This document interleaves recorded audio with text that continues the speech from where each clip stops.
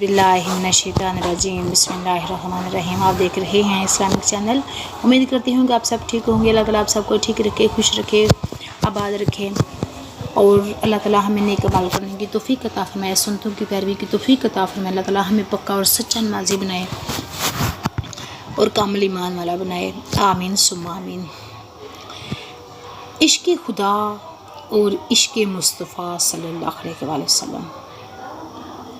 हज़रत अनस रज़ियल्लाहु अन्हु से रिवायत है कि रसूलुल्लाह सल्लल्लाहु अलैहि वसल्लम ने इरशाद फरमाया, ईमान की लज्जत सिर्फ़ उसी को नसीब होगी जिसमें 3 बातें पाई जाएं।